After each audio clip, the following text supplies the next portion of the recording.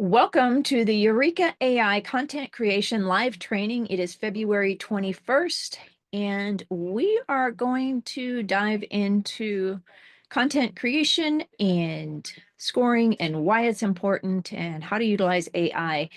Just kind of do a brief overview today. All right, does anybody have any questions? I know we got Carol, we got Pascal. Have either one of you Hey, let's go ahead and do a full intro so we can upload this to YouTube. Hey guys, hey Carol, hey Pascal. I already did. I pre-recorded them Oh, before it gets on. okay. You just have to do different intros. Yeah, so Okay. I just do the front end intros before anybody gets on, and then I pause the recording. And That's because you're so much more efficient than me in a bunch of different ways. Okay, so which is why we have an organization. I'm going to do a quick. I know I always say it's quick, and then it ends up going on for an hour, but I actually really do have to leave by the bottom of the hour. So whatever you guys do after that is great. Just a quick update: the WYSIWYG editor is in development. And let me go ahead and share my screen. Just want everybody here to just kind of know where we're at. Today is just a what to expect kind of day. And you can see, if you like to learn about development, this will probably bore most of you, but if you want to see what we're developing, what we're cooking up, I'm kind of excited. Just go ahead. did you put it in feeds? I thought you put it in updates. Yeah. Okay, so we've got some development happening. So this is me going over the WYSIWYG editor, and we have an excellent developer and maybe more than one that we're pulling in. And what that is going to do is put it inside of a WYSIWYG editor, and I'll show you what we have decided to do so you know what's coming. And this will make your content creation multiple layered so much easier. Nothing like this exists out there, and it's really hard to build. I'm glad to know it was. I thought it was going to be easier, but there's a reason that people won't do this. So I just, for fun, for people who like to learn how to write software, I showed you how I go back and forth with the developer, and probably not useful for most of you, but let me go ahead and take a look at one thing here. So what we're doing now is we're working on workflow and queries, okay? And it's going to work a bit like this. There'll be an evaluation button, and we've agreed to use the editor that we've decided on. It's called TipTap, which is much better than the CK editor. Okay, it's a beautiful editor. Okay, and you'll be able to use that. You'll be able to log into your members area in your Eureka Gain score, and you'll have a nice editor. Now, the reason we're choosing the TipTap editor is it's more friendly with AI integrations. So we'll be able to take our proprietary scoring system that, as you know, currently comes from the GPT, okay? And we'll be able to move way beyond that. So this will be a much more advanced feature than just using the custom GPT, which is very good. But a custom GPT, just so you guys know, when you're building a custom GPT, it's going to be good as the thinker, the creator, and the developer that is writing with it or that's using it. But there are some constraints that we will not have on the WYSIWYG editor. Okay, so for example, how many of you have created a custom GPT in OpenAI? I have not. Okay, good. Pascal, have you created a custom GPT? I don't know really what. Okay, cool. Well, we'll explain that. We'll explain it as if that's totally fine. One of the things I want you guys to realize, I just got off the phone with a mid-level AI developer, and there's something very interesting about AI. It levels the playing field, and I want Kaylin to hear this too, because she's kind of seen people coming in off of different platforms that we have. Some of them are aligned and they are our target market, but some of them are just generally interested in AI and not SEO at all. So what this person told me, his name is Dom. What this person told me is that it's the great leveler. So you might have somebody buy a $50 or $100 product, but they're the CEO of a $1 billion company. And it's just very strange. You don't know who you're going to get, because AI is like, this is why Kaylin called it AI for all in our areas, because you don't know. Everybody's uncomfortable or excited or a little bit weird with AI. And so point is that it's okay to be a beginner, even if you're a billion-dollar CEO. Okay, it's not, nobody know, like the only people who know a lot are like the geeks. And those geeks are out there, you know, they talk to each other. Okay, and they're not talking to the ordinary people. So here's the thing, a custom GPT on your corner, you just click up here, you go to My GPTs, and you click create a GPT. Did you guys see that?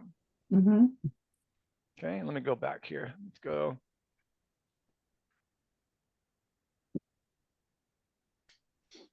So just like our Fast Sites AI tools that you all have access to, the developer of that is a friend of mine. These are very advanced tools. I'm going to be rolling out the answer engine version of those. Basically, what those tools are inside your Fast Sites area that we give you as a member to our membership area is a more advanced version of this. These are just wrappers. So you can create a GPT, right? And when you create a GPT, you have a GPT builder. So this is a version of OpenAI that says, hey, you're going to build a GPT. And when you're done, you're going to configure it. And what you have in the configuration is the name of your GPT, the description, the instructions, and what it does. And you can also have some files as, for example, a reflection, right, of what it is that you're doing. And that's how you build a GPT. Now, when I built my GPT for Eureka Gain text, and Eureka Gain image is different, knowing that we'd be going to a more advanced software, which is more expensive, I worked on the content for this instructions for many months. First I built it inside the regular OpenAI, and then I went here and I built it. So when I was done, after many months of iteration, you end up having this.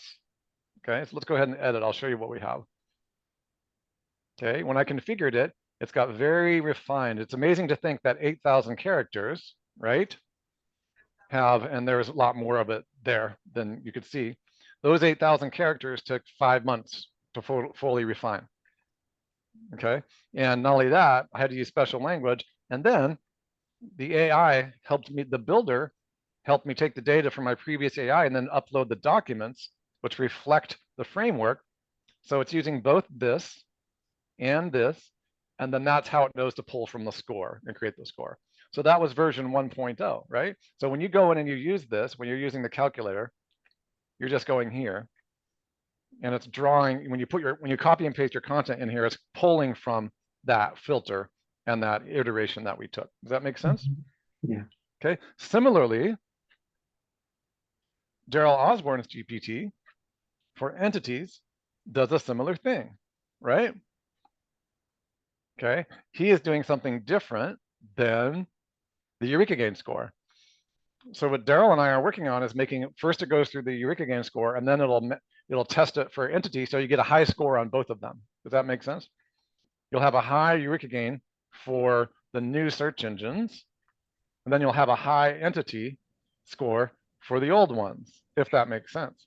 Okay, since we're in the Eureka AI content creation room, can you, in which not everybody's going to be in here or watching this in the future, that understands entity SEO, can you do like a very elementary explanation of why an entity score paired with a Eureka Gain score is something that they would even want if all they do is do blog posts or different things like that? Thinking not necessarily directly to Carol and Pascal that are on the call today, but for, you know, people that might be watching this in the future.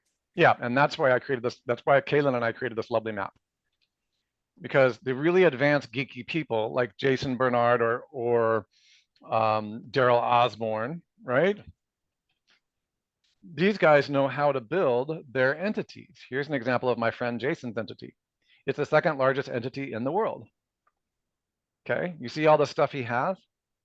How cool that would be if Carol or Pascal, or insert your company, right? Okay, so he has a really, really huge entity. And what is that? That is this. I'm going to slow down with you guys. See that? There's their URL. I'm going to show you that again. You go up here and you click these. Let me make that big. I don't care if you're a beginner or a billion-dollar CEO. I've talked to both, and this is something that matters to both.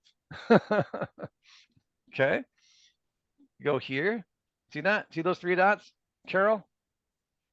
Yes.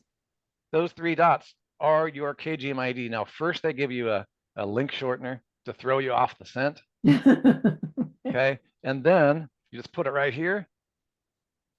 And if you look right up here, let me see if I can get my, well, see up right up here, here's your KGM ID. Do you see that? Yep. That's the machine that is Jason Bernard. Okay, my friend Jason's been working on this knowledge panel for 20 years. Okay, and he's one of the experts in the field. It's Jason Bernard, Daryl Osborne, myself, Jimmy Kelly, Kaylin. Okay, it's just a small group of people that understand this. Okay, this KGM ID is the same as, not that hard, guys. I know it seems scary, but I promise you, you learn these 3 basic things right here, you're gonna understand everything you really need to know about entities before you throw it off to somebody else. Okay, like maybe an outsource it to our team or someone else. So if I do Jason Bernard right here, right? See his lovely picture down here? Yes. See how cool that is? See how nobody else is going to have that? Now, Fastline Founders and Legacy, his image is supposed to be coming up here. This missing image is probably because that image is in transition at his knowledge base. So Jason built this consciously rather than just have it happen on accident. And that happens, click here, and now we're inside Google Trends. And we don't use Google Trends for traffic because it's very misleading. Okay. However, what you have up here in the corner, I'm sorry, up in the URL, trying to get my pen up. Okay. Yeah, Pencil. I got it. So everybody can see it. There we go. That's right up here. Now see how it's all broken apart into gibberish? But if you put all that together, all this is right here is this. The KGM ID. Yeah, just right here. It's a little bit of code, right? You don't have to earn any more code than that, but the KGM ID equals, right? If I take this off right here, right after the and I open a new browser, okay? And I put it right here, just right there, just like that, okay? That's not a normal search engine. That's going to bring up Jason's personal computer machine ID. That is the robot that Google has assigned to Jason. It means Jason, it's connected to Jason. All of these images are connected to Jason. All of the profiles are connected to Jason. All of these, you can see down here how you have his SoundCloud. You don't see that very often, do you? His Instagram, his X, his Facebook, they're all carefully orchestrated. Okay, all of this is carefully engineered. And more importantly, his images here. Okay, not only that, when somebody types in his name, it engenders a monstrous amount of trust and credibility. Okay, and that's what Google's trying to do. They're trying to make sure that they have the facts straight, and that's the machine ID they give you. And that happens because Jason is mentioned in the same way, first and last name. And by the way, just so you guys know, because he's one of the masters of the universe at entities, he always wears a red shirt because he knows the optical character recognition of Google will render that a high probability of being Jason Bernard, because Jason Bernard almost always wears a Red shirt. perfect. And that's all you really need to know about entities for now. Okay, why? Because that's where we are. So here's that knowledge panel did not exist up here in search engines from 1994 to 2012. It did, but it was just kind of getting ramped up in 2010. Okay. And then Daryl and I wrote, and Kaylin helped a lot with this back in the day. We had an entity calculator. We started doing entity scoring. Okay. That GPT that Daryl, I just showed you, that's an entity framework. But those entities were brought into the old search engines, which still exist today. Okay. This is still here. It's not like this is dead. It's going to continue to go on. It just is changing. But a lot of traffic is now going to OpenAI. About half of my questions I put into chat. I don't even go to Google anymore, especially for informational questions. But for transactional products, more details, maps, I go to Google. So, but they're losing a lot of their traffic for informational keywords. Okay. I might go validate Jason Bernard if I'm on if I'm on Facebook and I see a video about entities, and then it goes over to Jason Bernard's site, and I want to know who he is, I might go to Google to validate that he's real. Then I go over to YouTube to watch his videos, and then I get back on my phone, and then I see it on Instagram, and then I go over to Amazon to buy his book, and then I finally submit my information on his website. This is called multimodal omni. Okay, and that's what's happening now, because answer engines, the answer engines, when you type in Jason Bernard, let's go ahead and do that. In an answer engine, he's probably going to come up. What do you think he's going to come up in this engine? You think he would come up in this answer engine? Yeah. Yeah. Well, let's do a little test here. Who is Jason Bernard? Now, I want you to think through this with me. If there's other Jason Bernards, which there are, the AI, the answer engine, might have a difficult time finding him, right? Wouldn't it probably pick the one that has the highest? Well, it's more than just the highest ranking person now. Not ranking, but the highest, like an entity score. I can't hear Carol. What's she saying? Is she calling? Sorry. Like, it would bring up the person that has the highest entity score for that name. Yes, and more importantly, what Jason's going to be calling it is an AI score. He's doing a different type of system for just knowledge panels, but it's very similar to what we're doing, just a little bit more specialized for knowledge panels. So if you put that here, we're going to see what they'll bring up. Now, here's another thing. Yep, see how it brought us with images? This is a monstrously huge answer engine response. Huge. You don't see 4 images almost ever. Okay. And So Google put that together. I mean, he didn't make it that way. That's what Google did, right? No, he designed it. Oh, he designed that like that for all those images to come up? He's one of the best in the world at knowledge panels. That's why I know him. I've worked with him in the past. For example, if Kaylin and I have a multi-million-dollar project and we absolutely have to get a knowledge panel popped with, that's the most glorious thing in the world. Mm-hmm. You know, it's very expensive, but we pull him in to do that. Or we'll pull Daryl in to do some. Daryl focuses on the website schema, and he can do a lot of this as well. But if we have a really, really big brand, we need all people on deck, because some of these contracts are $20,000, $30,000 a month or more. Mm-hmm. Okay, I'm not, now don't be intimidated by that, because when I'm done with you guys, you'll be able to get contracts like that too, because we're your team and we'll show you how to do it. You don't have to be afraid anymore. Okay, we know everybody. I'm just, yeah, we know everybody. Okay, you're part of our team. A good way to look at this is just like how the Eureka Gain score calculator is calculating the content for novel content, insight gain, innovation gain, information gain, that type of stuff.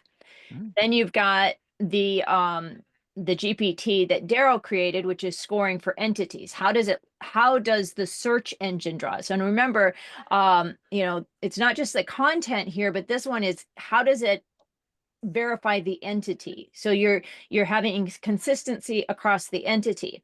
Then Jason Bernard, his specialty is in the knowledge graph or the knowledge panel that we see to the right side of our screen. So, you know, we all have our specialty, and when these can all be put into, you know, into the soup, you know, you've got a big brand. Now, for local SEO, you know, this may not be the most important thing to feel like, oh, I have to go out and I need to have a knowledge graph of this. But a local, sorry, let me finish this. Sorry. But a local business can be very large. You know, it can do, you know, millions or hundreds of millions of dollars, you know, and it's not just a local, but it might be localized to that town or that city or that geographic region. And in which case, even though it's not a national thing, it needs to have a knowledge graph.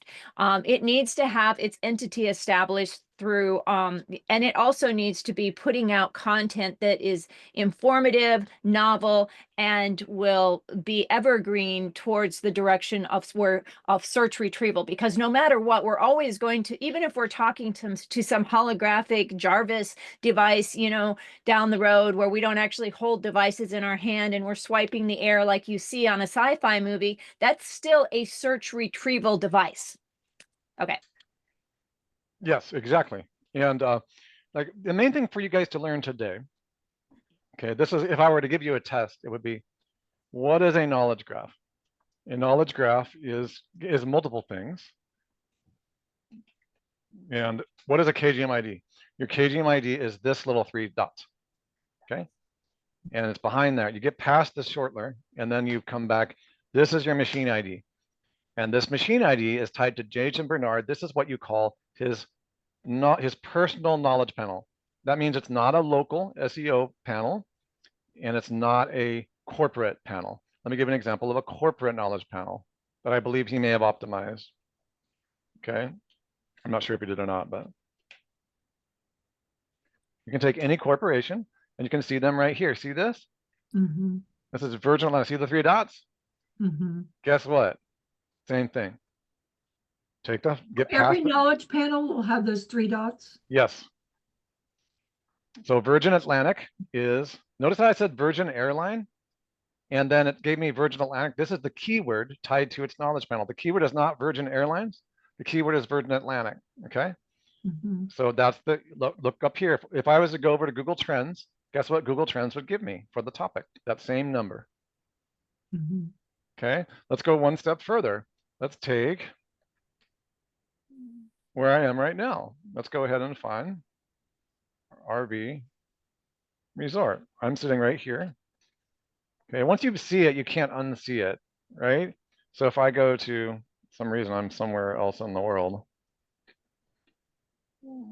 Let's just take any of these. Let's go to, I'm in Washington, D.C. I'm in Cherry Hill Park. Okay, if you see a knowledge panel on the side, it's just the same thing under a different name. Okay, let me go to Sarasota and I'll share this really quickly. And then we're going to bring it all together. I'm going to show you how to use the Eureka Gain Score Calculator and the Entity Calculator at the same time. Okay, now we're going to go RV Resort. I should be back here. Now we're going to go to Sun Outdoor Sarasota. Let me just show you from the top level. Okay, here. Okay, all we're doing is a query. So let's just say we're in this area here together. Uh-oh. Can you guys hear me? Yes. Yeah. Yes, we can. Yep. Okay, I'm losing my signal. Okay, this is Sun Outdoor Sarasota, where Caleb and I are right now. Okay, Carol, can you see the 3 dots? Yes. So this whole time we've been working with local search and getting all caught up about brand signals or page or whatever, right? Mm-hmm. And the whole time, did we even know it was an entity? No. Well, my understanding of entities is, yeah, I would say it is. Yep. I'm trying to make it really simple for you. Forget local SEO. We're doing top level of everything. Okay, this is God mode. We're in God mode right now. For real, we are. So look at this. If we go here, that's Sun Sarasota. We're going to put that Google link shortener, which is their little, cloaker, just make sure that they can, it changes every time you load the page. That's why so you can't game the search engines. This will be different every time you load. Yeah, that's what it's for. It's a buffer. Yeah. So crazy SEOs like Jimmy Kelly. No, You can't use it. yeah, there's ways around that. But the whole point here is that you can see it right here. Look at that. It's the same KGMID as Jason Bernard or, okay. So it's just a different type of entity. This is a local entity. This is a corporate entity. This is a personal entity. Okay. I've learned of entities as things, whether it's a person or whatever. An entity is anything in Google Trends that has anything tied to it. So forget about definitions, just use real world tools. Okay, we're in Google Trends. Okay, give me an example. Painter there you go. See how all of these are coming up? Painters are professional artists as well as famous artists, but then that's also a way to, okay, this one is an entity. If you go over and you put him, he's not a house painter, he's a painting. This painting is very famous. It's painting by Johannes Vermeer, so it's a different type. Okay, if you go down here, okay, see how it's a search term? When they say search term, they're not connecting any of those little 3 dots where you grab the KGMID. But when they put something underneath it, like painting by Johannes Vermeer, when you do that, that's an entity. Okay, and then they'll give you a machine ID. Now they scramble it all up so you can't see it, right? But all you got to do is put it back together again. Okay. Now, if you go further down, see this Heidi Wong. She's a YouTuber. So what I want you to understand is that these little things, these categories, these are all categories created by Google and the whole schema organization. And they're either topics or themes or objects. In other words, there's a whole bunch of different types of entities. Right. Okay, if we type in Jason Bernard, we know he's an entrepreneur. Okay, and by the way, he worked a long time to switch from content creator to the category of entrepreneur. It took a lot of work. And how did he do that, you might ask? We'll just cover that really simply. The kind of validation and links and citations, they're just like local citations, except they're nationally huge citations, right?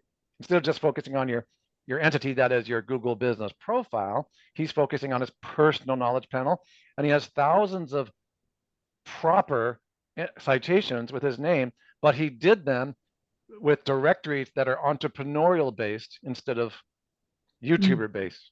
Okay, so in other words, probably the reason that The Painter by John Jonas is known what it is, it's because he's getting traffic and impressions and citations from art magazines, from art websites. That's how they know it's a painting. Heidi Wong is a YouTuber. How do they know she's a YouTuber? Well, the way that she built her reputation online. And Carol, what I want you to understand is that Heidi Wong did not do this consciously. YouTube did this on its own. Heidi was not, YouTubers don't consciously build their knowledge panel on Google. Right, right. And so what Google did is they just slapped YouTuber on there because they're all over the map. And they're mostly on YouTube. The difference between that and what Jason did, or what Daryl and I do, or what Kaylin does, and we especially do this for local, we're doing this for, when we do citations for local, when we buy a citations package in Page, we're doing the same thing. We're building the knowledge panel, which just happens to be the local business, right? Okay, this is a knowledge panel for your business. Remember, 3 dots, share knowledge panel.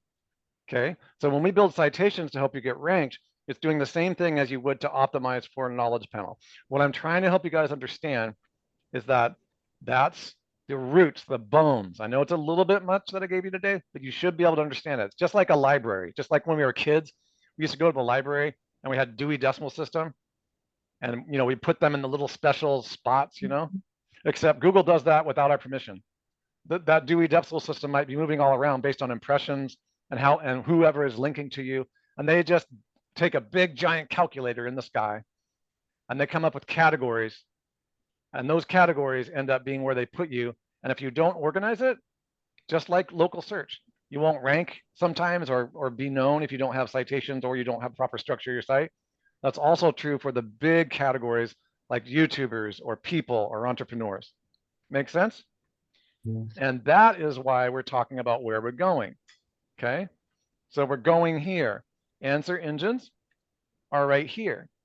And what happens, I'm trying to show you, is that answer engines right now, okay, that we've been looking at, when you typed in Jason Bernard, you got this gigantic, yeah, we know exactly who he is. And by the way, guys, when I typed in Jason Bernard, I didn't type in Jason Bernard SEO. Right. I didn't type in Jason Bernard knowledge panel guy. I didn't do it. The answer engine knew exactly who he was, first name and last name. Done. Okay, that means that what's being passed from the old system, the old engines, to the new engines, okay, I have a question. are entities. Entities and knowledge panels are part of the machine ID that informs the answer engines how clear a person, place, thing, object, painting, YouTuber, insert any category that you know of. Now that they have the knowledge panel, they can shed the skin of the old search engines and move into answer engines. Okay, go ahead, Carol.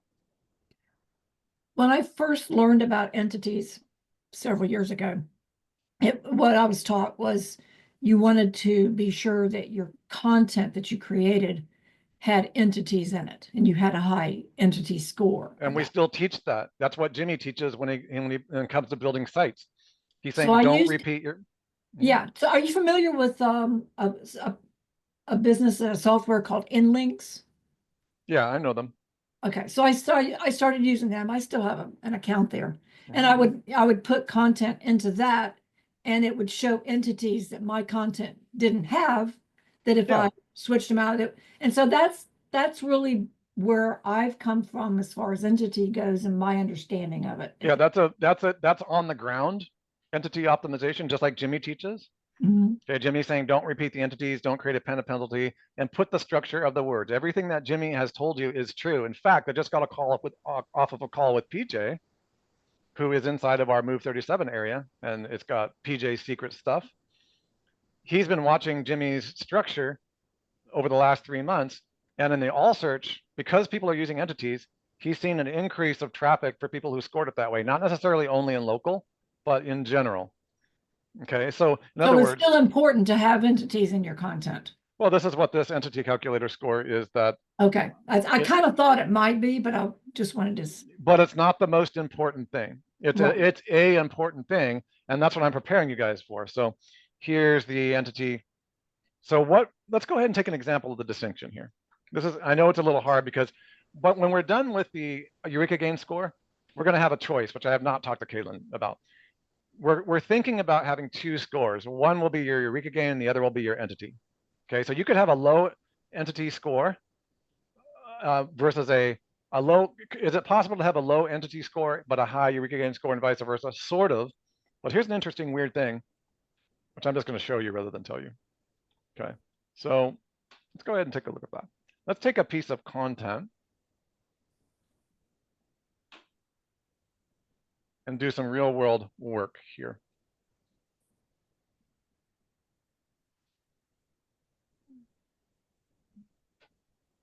So we're going to take something. And then I have one other question. Go ahead. Since I'm in the middle of building this website, I'm producing a couple of different types of content. One is the really short content that would be descriptions for some of the terms, but then you've got your longer form content. Is this more for longer form content versus the really short blurby type stuff? Great question. What I would suggest considering is you have one piece of very large flagship content, because flagship content will be it's called pillar content, I think we used to call it. Okay, and what you're going to want to do, let me just find what I'm going for here. You can do shorter snippets for social platforms, and I'll be talking to you guys more and more about that. But your destination is going to need to be structured to be able to have frequently asked questions on them, and I'll be talking to you guys a whole lot more about that stuff. So when you're scoring a piece of content, let's go ahead and see. Let's take something like on Quora. Okay.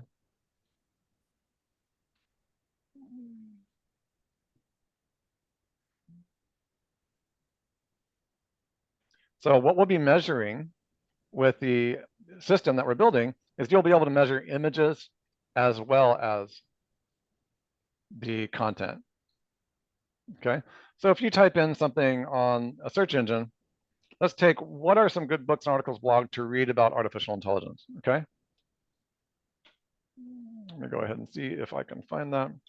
So let me give you an example. You can break your large pillar content, Carol, down into small snippets, and you can shred it and put it through your various platforms. The platforms we're recommending right now are the short video content, because what's happening is the world is turning into a very tiny, short little span of attention. Yeah. And so you still do your very deep content, but you're going to want to then begin to, we used to do this with Twitter, you want to shred it into smaller little bite-sized bits of insight. And again, that's what the insight gain score that we've designed is supposed to do. So if you know, can I add something to where you're at?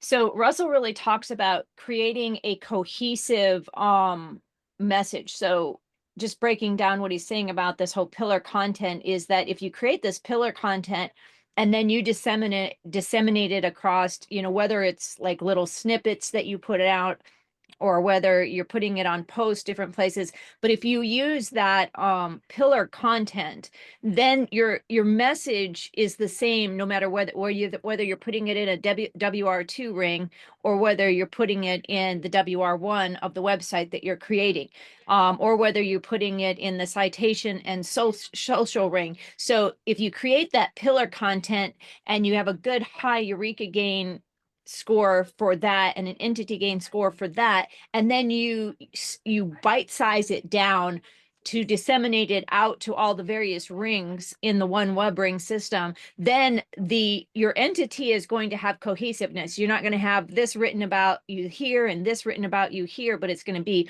one giant cohesive image that no matter where somebody's at, no matter where they're at in the ring, they're getting the same message. I like that. So Yes, that's the correct. pillar content is how many words are you doing? No, it just depends on the subject. Not that kind of a thing anymore. Okay. It takes the amount of words that it takes to actually have depth. Okay. Okay, now you can score it. So, for example, that brings up a real question. Is it possible to have a high Eureka gain score with 200 words? Not really. So that's a huge point, is that in order for a Eureka gain score to be high, you probably have to have real depth. Okay, and then you can begin to shred the insight. Shredding the insight means, I'm trying to find a bunch of different pieces of content for you guys. Shredding the insight means that then you can break it down into bite-sized chunks, very similar to what Fletcher does. You guys all have access to GrowthWorks. Okay, GrowthWorks takes a very big system and breaks it. First, they build the big giant Rubik's Cube, and then he builds the small ones around it. First, you have the pillar content, the big idea, the full system, the 3x9. Okay, and then you break it down into lead magnets. And those lead magnets should still have a useful insight. Otherwise, who cares? Okay, so we'll get into that more because you're asking the right questions. It's a content system, and I'm going to be drawing it all out for you. In fact, most of it's already drawn out. But if you take, for example, this, okay, this is somebody's article on Quora. And it's a pretty large content stack, right? So you can try it. You can just for fun, we're just going to play around with it.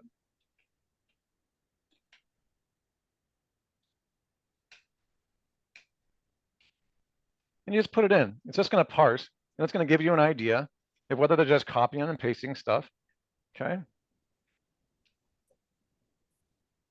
Okay, this is low.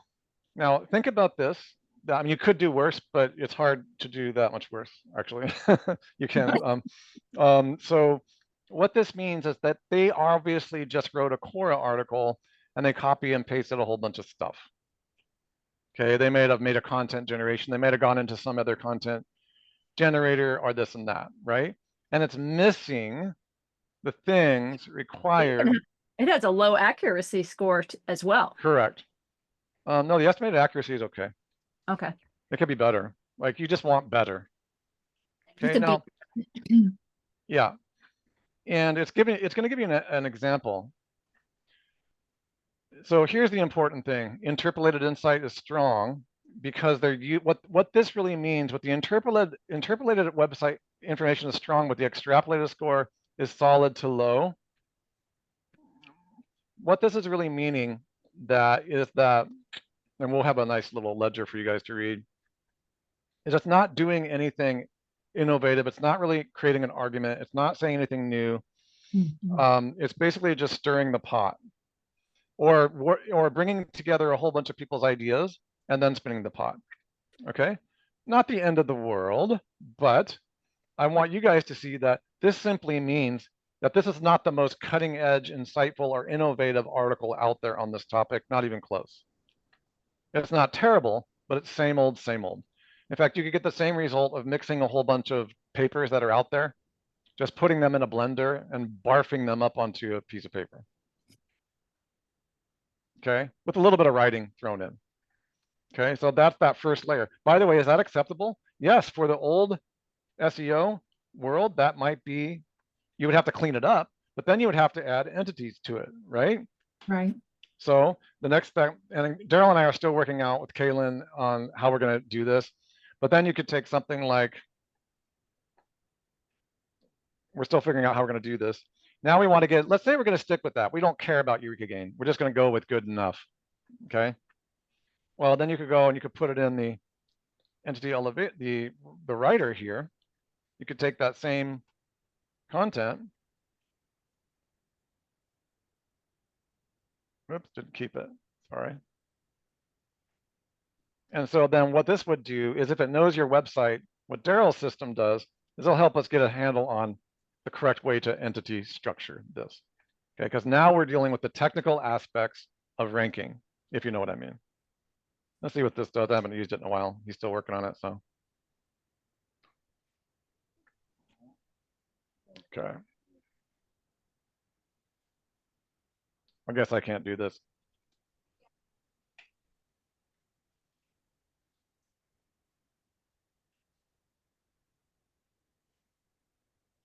We'll fix this all up for you guys because we're still working on it. But in this one, you could, for example, then either rewrite it for entities and the rest. Let's see what they got that.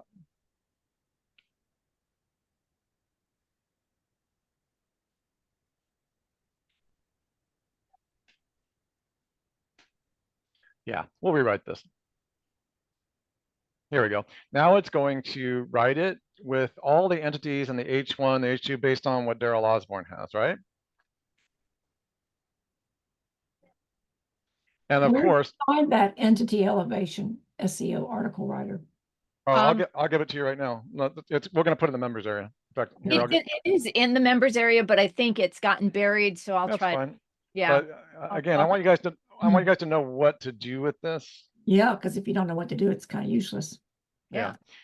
So, but again, this hasn't, we've had to be careful about what we teach you guys. You guys are dealing with nuclear weapons here. Okay, you got to be careful. We had to be sure that we know how, because we're building it. That's why we're trying to build something that's safe.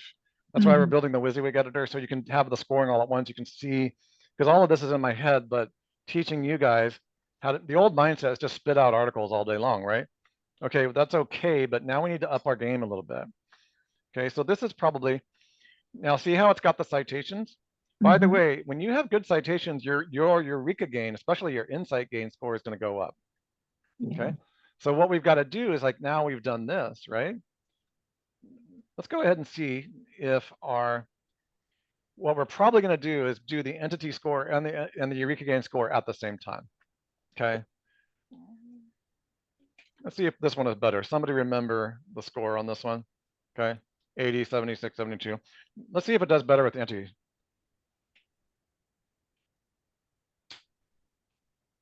Now it's structured a little bit better. It's going to give you, multiple responses. Okay, roughly the same. So what I want you guys to understand is that the entity restructure won't really affect too much the Eureka gain score. The Eureka gain is about substance. The entity gain is about structure. I get that. Now it makes making more sense. Yeah. Good. And then, so a Eureka entity is about, are we giving awesome data about certain entity keywords in the structure? They're both important, but they are two different things. They're both important. Yeah. That's the problem that's the problem we're solving, is if you want to end up in an answer engine, your KGMID better be more structured, because when the crawler comes around to read Daryl's thing, okay, we want to have both. We want to have insight, and then when that insight is done, we want to have a 90 Eureka gain score, which means it's like, oh my gosh, awesome.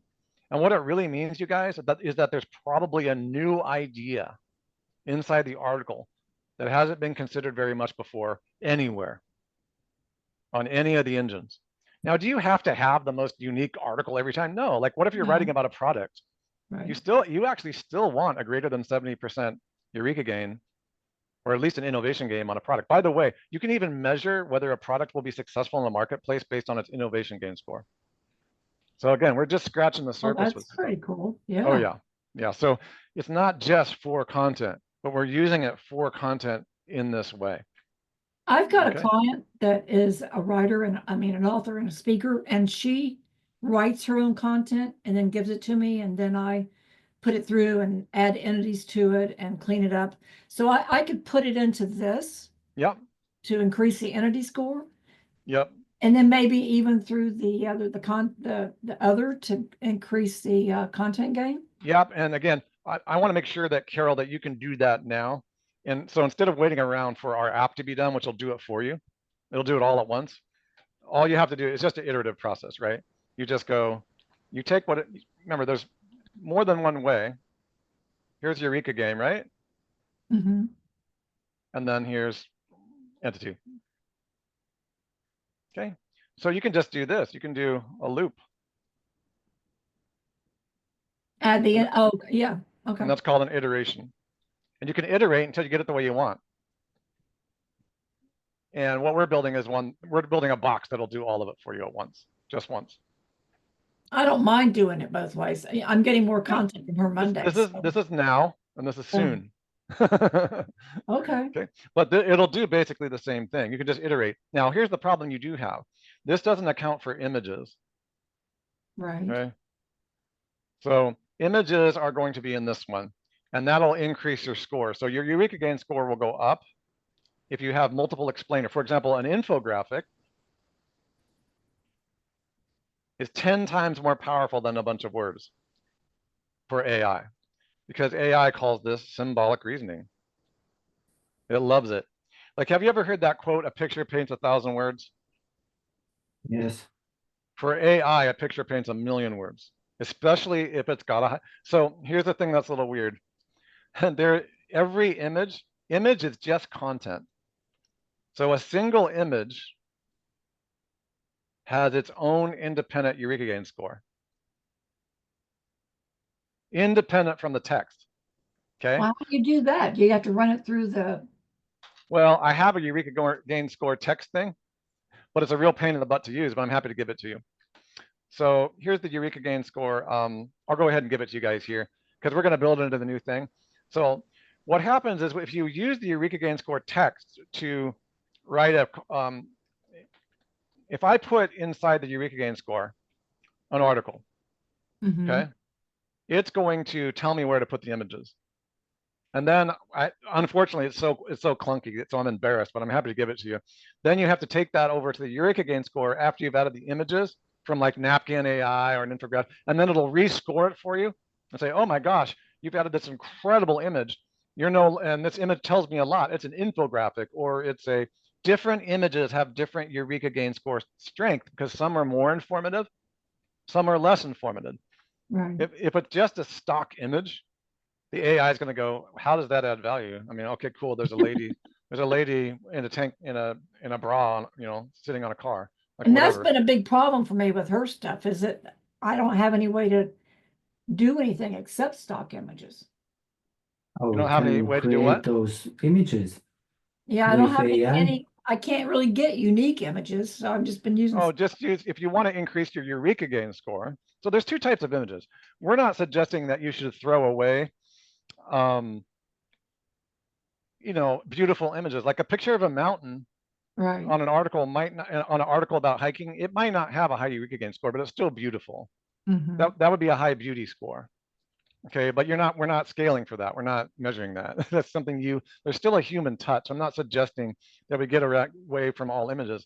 I'm saying if you want to increase the novel content, the ability to rank in answer engines, yeah, beauty doesn't count that much. What counts are these types of things. yeah.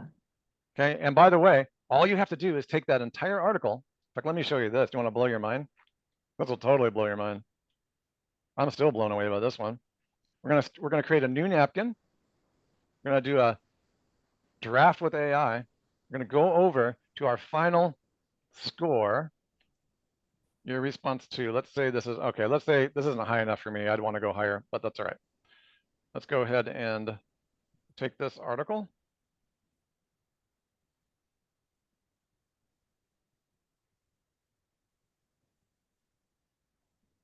Where is it? Probably disappeared. This is why You we need have a to WYSIWYG. choose one, then You have to can choose copy which it. one you want. Yeah. So here's the way that I choose. It gave me my score first. I like this one. I'm gonna go a little bit more verbose. You guys would have chosen whatever you want. Okay, we'll go ahead and hit that one. And then you push the copy button at the bottom there. That's your easiest. Yeah. Okay. Yeah. but you don't want all of this. All it did was give me a score. So you would just simply go over this, guys. This will be so smooth in the in the editor. We'll just go ahead and it's only giving me a metric. It's only giving me a metric breakdown. It's not giving me. A So new let me go over here to what I just did here.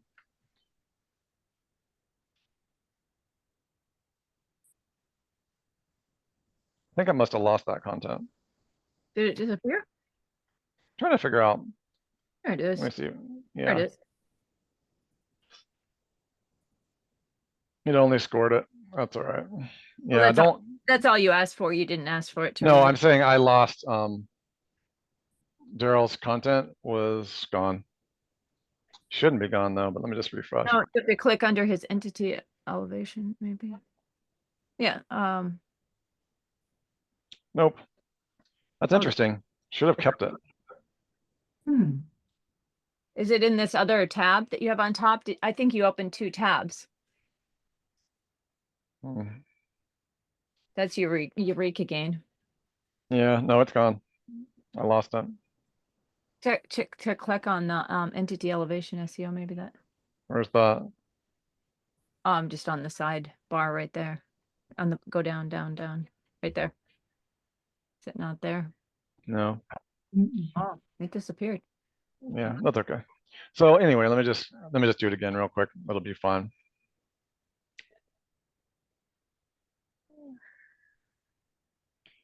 Okay, this was the original.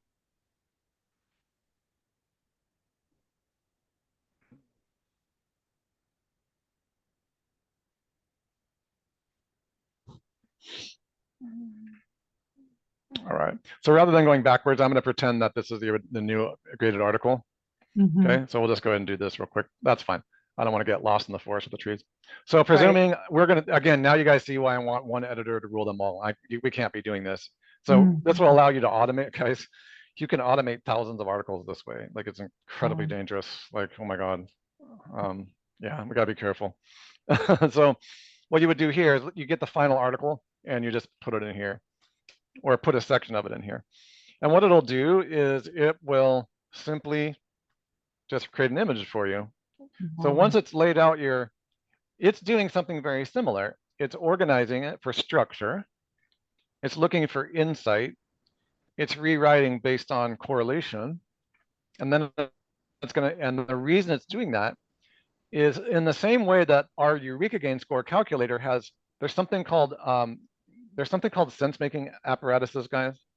A sense-making apparatus is a very complex way to solve problems. And not every sense-making apparatus is useful for every problem. Okay. And the good thing to know about that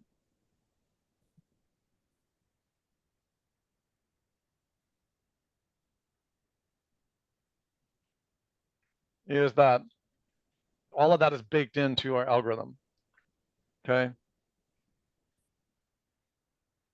And I lost that piece though. Okay, so all you have to do here is to create an image.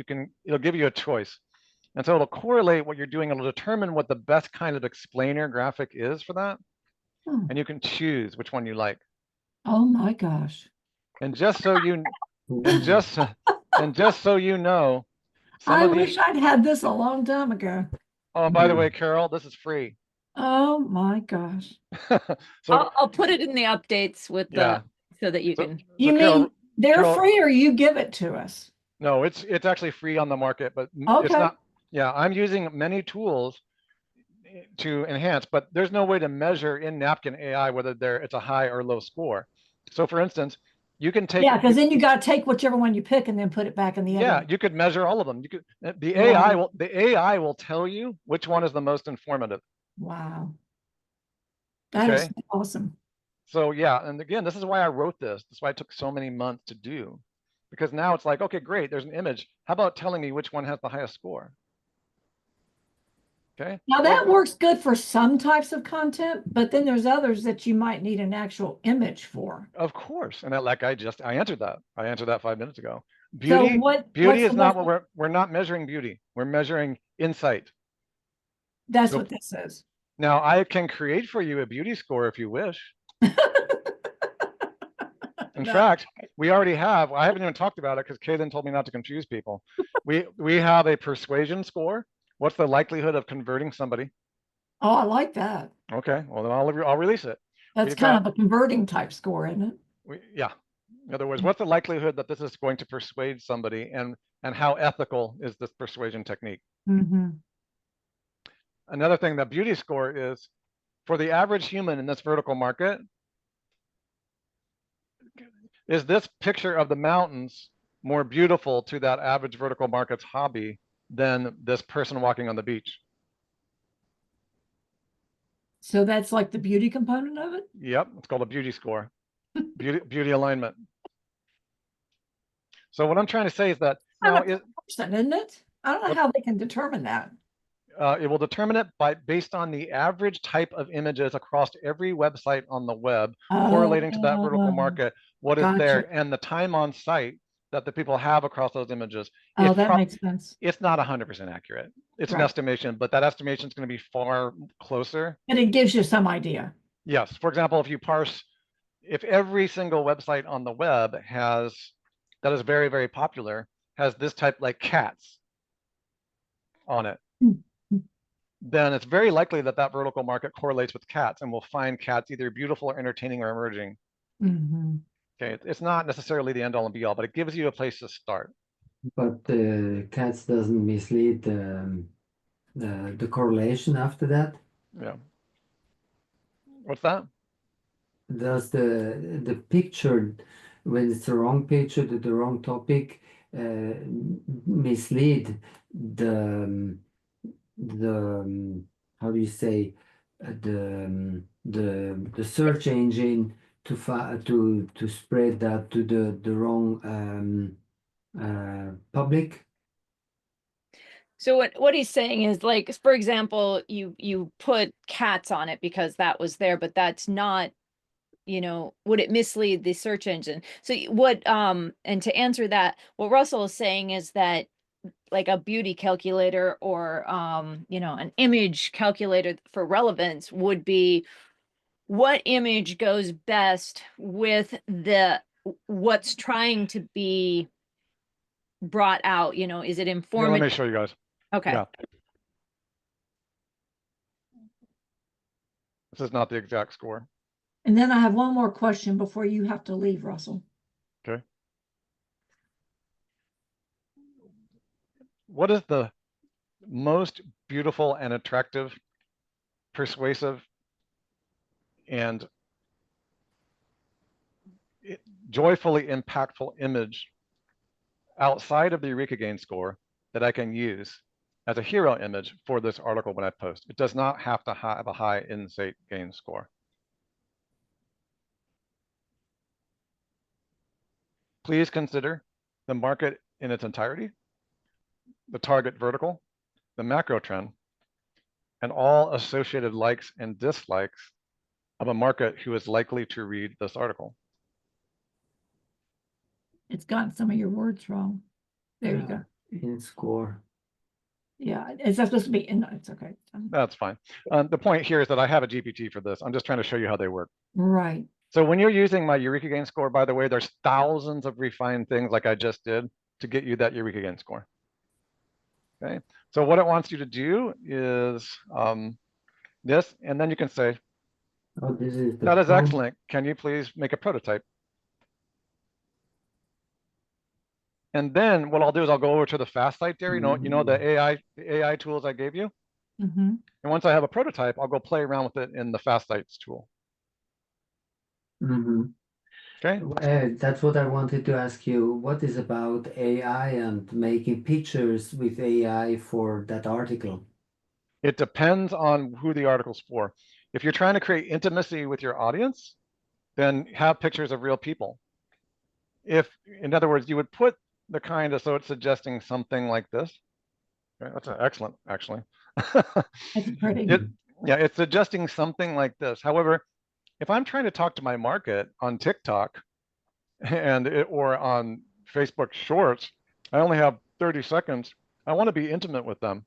I want to break the noise. And rather than have a bunch of robots, by the way, there's a growing trend of disdain for AI generated shorts, meaning the recent work that's been done on this is there's a massive amount of distrust coming out for AI shorts. I mean, because people are starting to feel the effects of fake on the web. So there's a new trend to put real pictures with real people. So it depends on your market. If you're in the AI market, they don't care that much, but they still want to see an author profile of a real person. Okay, so when you're building a brand, you've got to keep in mind what that is. So by the way, we've got brand building scores and like what type of framework you should build for your brand. You've got to know your market, and that will determine the kind of images that you can put on your site. Okay, so or on your posts. You got to know who you're talking to and why you're talking to them and how do they feel. Okay, how do they feel, for example, when you're building a web ring? And that is all connected to your root focus, which is right here. You've got to get this right, guys. And ignore the big fancy words, okay? This just means your brand voice. Who's your target market? What's your voice? If you're talking to moms, okay, who are wanting to homeschool their children, and you're selling a membership area where they can all get together and care about each other, are you going to do like robot speaking talking head voices with AI smurfdom that nobody knows what's real? Right. No, your market, you've got to know who your vertical market is. And that vertical market should determine, more importantly, the image. They literally talk about it, the image that you convey, your voice. But it's not just your voice, it's your image. Yeah. And the image of the brand is, who are you targeting? What do they want? What makes them feel uncomfortable? What do they love? Are they fine with AI? Look, the AI geeks I talk to are happy to put images, AI images all the way. This is the problem with Silicon Valley. Silicon Valley thinks that everybody likes AI, and they do not. Yeah. So make sure that you know, especially with images and videos, there are some markets that do really badly with AI videos. In fact, real people on shorts are significantly outperforming robot AI in almost every market. And it's getting worse or better, as the way I like to say it. Team human. That's why Kayla and I call it team human over here. So before you put a beauty image on a blog post, remember that blog post is just a part of a much larger system, guys. And if you don't get this seed, if you don't get this core correct, okay, your voice and your image, you don't know who your market is, your vertical market, or what you're selling and what they care about. Okay, are you speaking to Generation X? Are you speaking to Generation Z? Are you speaking to the silent generation? That's why I put that training in there about the different generational marketing focuses. We have a huge training in there about which generation you're speaking to. Because if you speak to the new generation, which is Z and A, alpha, and you try to give them certain kinds of pictures, they're going to be happy with AI images and voice. And you're going to be able to only reach them on shorts or TikTok. But if you're speaking to retirees in the RV industry, like Kaylin and I do, and sometimes, you're going to want real images with real voice and real people. So you've got to know your market.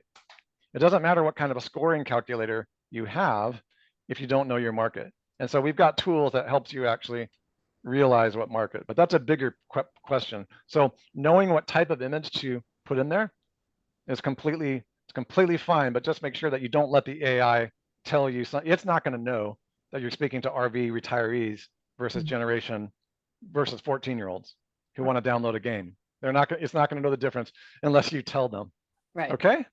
All right. So thank you, Russell. That was a lot of information. We're a little bit over our time, so let's. Carol, you said you had a closing question, or?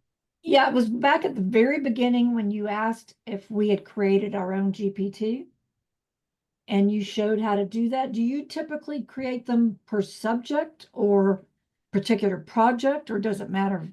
The sky is the limit. Okay. That's the problem with AI, is that we're all drinking from a fire hose. To answer your question, you can very easily create one for whatever you want. So you would have, so you have multiples of them then. Well, I'll create them for micro tasks. Like, for example, I have a very, very difficult task where I create a URL for SEO. That's very hard to build. And it takes me about 2 minutes for every URL. It takes Kaylin about 30 seconds, but I'm slow. Okay. So if, and it takes the AI 3 seconds. It's even faster than Kaylin. Okay. So when I create those URLs, I've got to put it here. Okay. So I just train it on what to do. And every time it just creates that URL. Okay. So you should be using GPTs to shorten the length. If you have a lengthy task that's like 3 or 4 steps, just train it once and it will do it every time.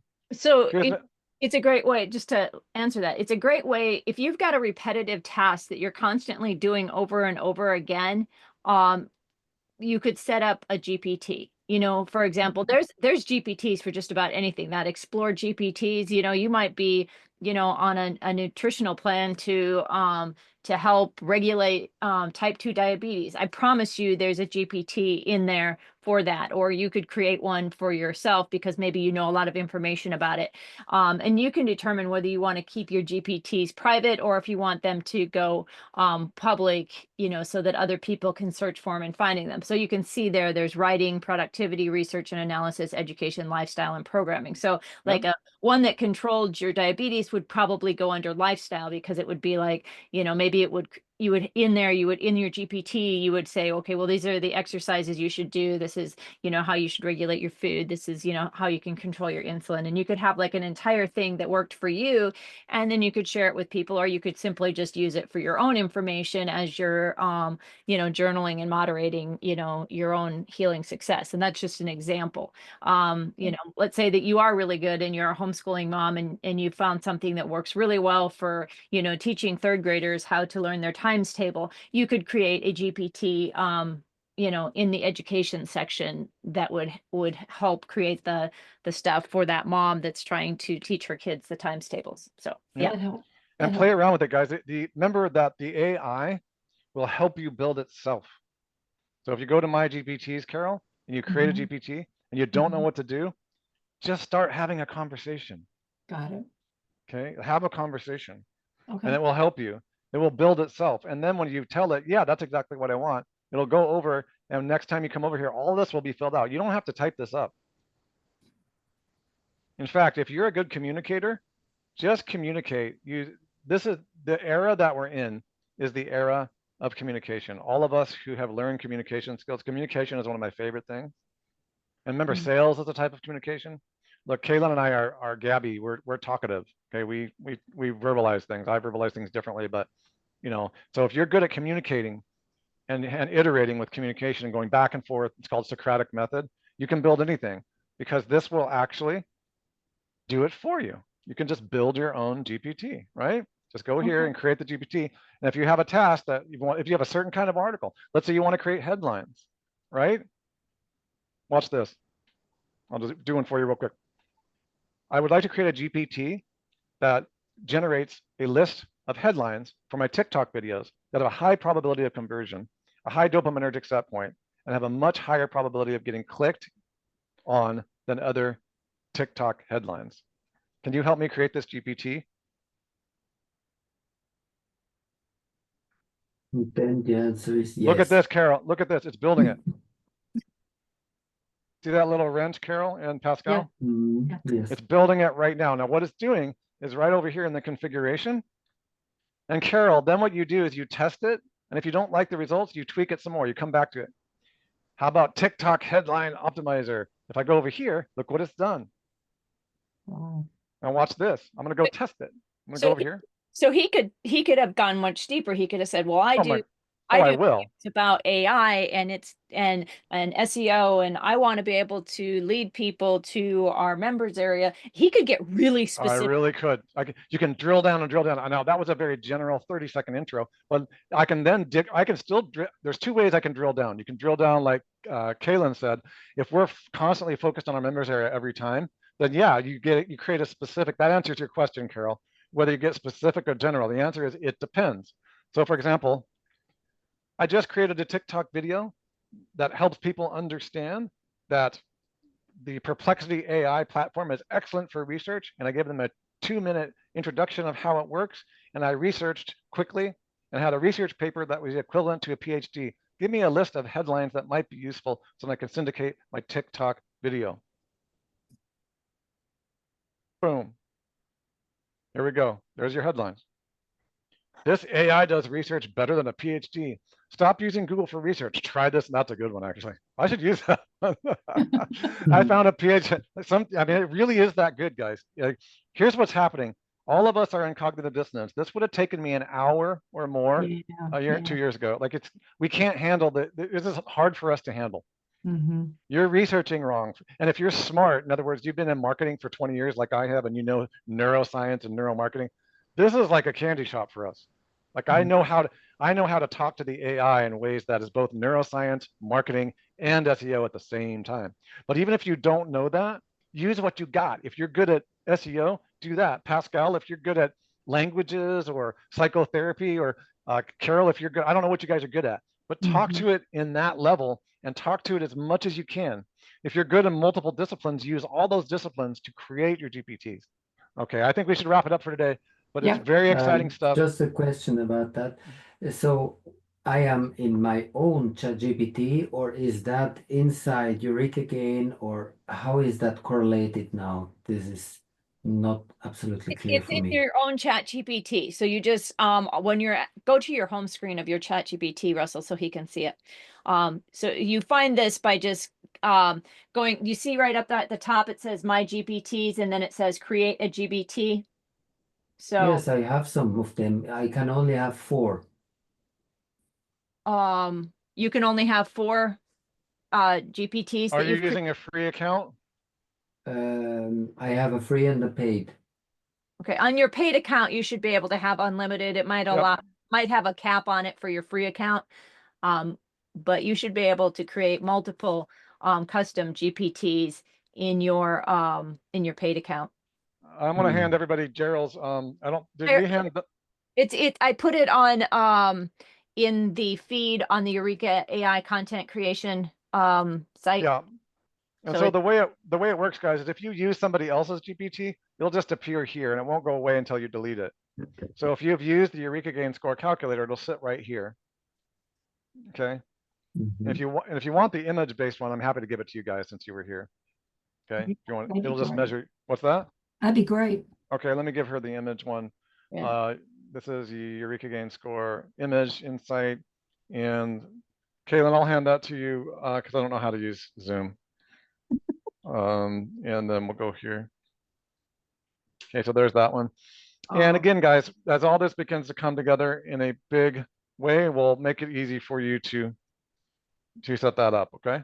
But you should, Pascal, you should be able to make unlimited GPTs. I don't know why you have a limit. Okay. I need to take off here. Yep. You guys, it's been wonderful. We look forward to seeing you on the next one. Hang in there. It's going to be a wild ride, and you're all starting to see how it's all coming together, right? Thank you both. Thank you. Thank you. Thank you, my friends. Talk to you soon. Okay. Bye-bye. Yeah.